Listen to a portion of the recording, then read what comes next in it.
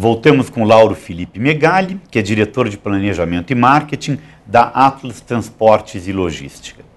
Felipe, como é o seu dia a dia? O que faz um diretor de Planejamento e Marketing numa empresa tão envolvida com tecnologia, com transportes, com logística? Veja, as áreas elas são complementares, né? Porque eu assumi e a ideia é a seguinte: o planejamento ele depende muito de uma divulgação intensa, tanto internamente, para os colaboradores entenderem o seu papel, é importante que cada um saiba como pode contribuir.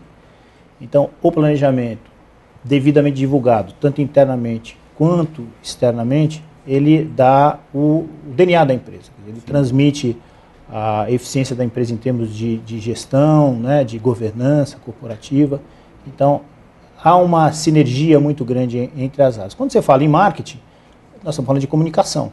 E aí nós estamos falando de comunicação interna e externa. Então, por isso nós lá na empresa resolvemos unir, né, as duas áreas numa única diretoria para que toda a comunicação fosse devidamente alinhada, né? Nós temos alguns pontos que a gente chama de impulsionadores, que estão atrelados a essa comunicação, tanto para o público interno quanto externo. Então a gente está sempre falando muito em produtividade, é algo que tem que estar na mente, né, de todos os nossos funcionários, que a empresa precisa ser produtiva, reinvestir no próprio negócio.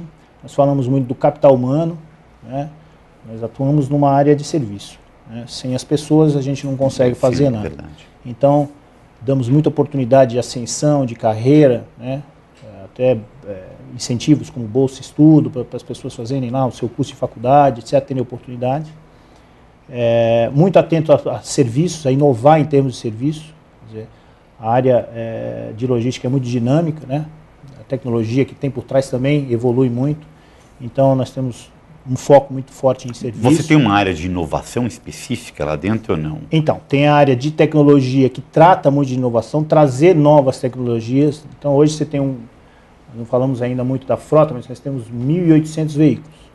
Esses veículos trafegam em toda localidade do Brasil. Então, tem regiões, por exemplo, que nós temos problemas com gerenciamento de risco, com roubo de carga. Então, hoje você tem uma tecnologia que permite que, se o veículo for abordado pela janela, nós temos lá a cerca eletrônica, lá uma forma de identificar isso remotamente e tomar as ações. Tem veículos que têm, por exemplo, sensor de carona, né? O motorista não abre mais a porta do baú para fazer a entrega se ele não fizer uma macro e pedir a autorização para isso. Então, a tecnologia está em todo quanto é lugar de logística. Então, só para finalizar, inovação ou TI é um dos nossos impulsionadores e, evidentemente, aqui a área, o impulsionador que mais me afeta, que eu estou mais envolvido, embora esteja envolvido em todas as áreas da empresa enquanto diretor de planejamento, mas na área de marketing a gente tem um foco muito grande em relacionamento, né? Nossa atividade é uma atividade B2B, quer dizer, é de empresa para empresa, e são grandes contas, grandes empresas, e a gente precisa ter um plano de marketing que permita uma aproximação muito grande para entender o negócio do cliente e para chegar aos decisores, né? No nosso caso, a gente precisa conhecer o presidente, o diretor, o gerente, até o cara da expedição e fazer ações condizentes com esse público para que ele enxergue a Atlas como uma solução, enxergue a Atlas como uma verdadeira parceira. Felipe, quem pode ser cliente da Atlas? Se eu tenho uma empresa de 10 funcionários ou se eu, pessoa física, quem pode utilizar o serviço de vocês? Então, não há um setor específico que a gente diga, olha, só trabalhando. É evidente que tem produtos líquidos, inflamáveis, alguns produtos que são incompatíveis com o que a gente chama de, no linguajar aí do operador logístico, que a gente chama de carga fracionada, carga seca fracionada. Tá. Então, por conta da estrutura da empresa, pela história da empresa, investimentos em tecnologias, como nós já falamos, rastreamento, etc., nós acabamos nos especializando um pouco mais em cargas cujo valor agregado é um valor agregado um pouco mais alto. Então, um laboratório, um eletroeletrônico, uma indústria de autopeças, telecomunicações. Esses são setores, vamos dizer assim, são setores da economia que de fato estão mais presentes na nossa carteira. Nada impede que a gente estude cada necessidade, acho que todo negócio é negócio, né? E depende muito do requerimento, da necessidade de quem está do lado de lá contratando. Né? Quem são os principais clientes da Atlas hoje? Bem, desculpa, é uma pergunta de sopetão. Eu sei que tem muitos e você pode esquecer alguns, mas só citando alguns. A gente tem hoje aproximadamente entre 2.000 e 2.500 ativos, então ficaria difícil a gente fazer o programa aqui para eu poder mencionar todos eles. Mas, enfim, existem, de fato, clientes que assim, são mais conhecidos aí pelo público e que realmente têm uma participação bastante grande lá no nosso faturamento. Então, a gente pode citar a Adidas, né? Toda a distribuição de material esportivo da Adidas é feita por nós. Nós temos grandes laboratórios, Eurofarma, enfim, laboratórios também de expressão, né? Temos indústrias de autopeça, como Baxter, como Sabó, né? Indústria de autopeças.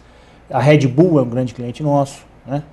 Então é difícil citar. Mas você já mais 3M é um você já nos contou os segmentos de economia que você. Mas em via de regra são grandes contas, A gente tem de fato uma aptidão maior e uma estrutura mais competitiva quando se trata em grandes contas e valores, e clientes que realmente valorizem qualidade, valorizem segurança, porque talvez em outros segmentos que são, vamos dizer assim, um pouco mais commodities, né, eu não seja tão competitivo, e aí tem as boas empresas também que atuam nesses outros mercados. Né?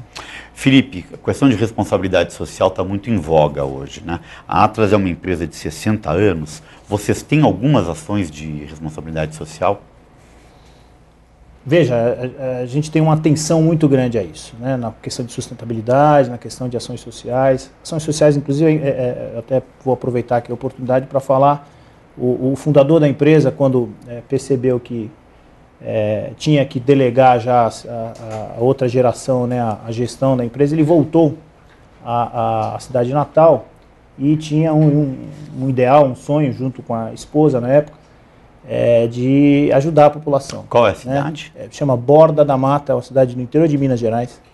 E ele, voltando à cidade, ele criou, na época, uma casa para idosos, e a coisa deu tão certo que hoje eles têm lá quase perto de 100 idosos, e além da casa para idosos, ele foi criado um hospital geriátrico, que hoje não é mais só geriátrico, é um hospital que atende toda a região, toda a população do sul de Minas.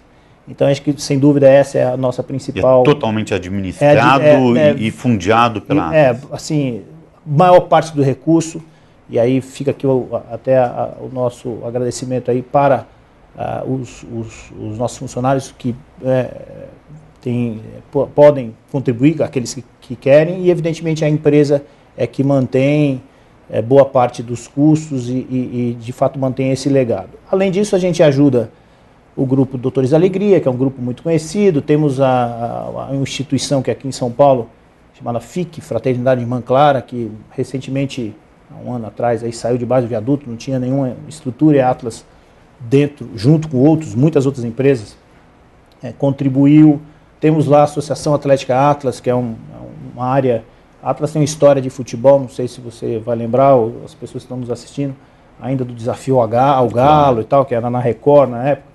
E, então, jogava aí no Flamenguinho da Vila Maria. Isso, então tem muita atuação na parte esportiva, e aí nesse sentido a gente tem lá um campo que a gente busca jovens ali da região e filhos de funcionários, e já descobrimos até alguns talentos foram parar aí no Santos, no Flamengo. Que bacana. É bastante. Mas vocês não participam vocês não viraram agentes de jogadores de futebol? Não, esse não é o nosso business. A gente defende que o que você sabe fazer, você tem que fazer. Exatamente. E a gente não sabe fazer isso.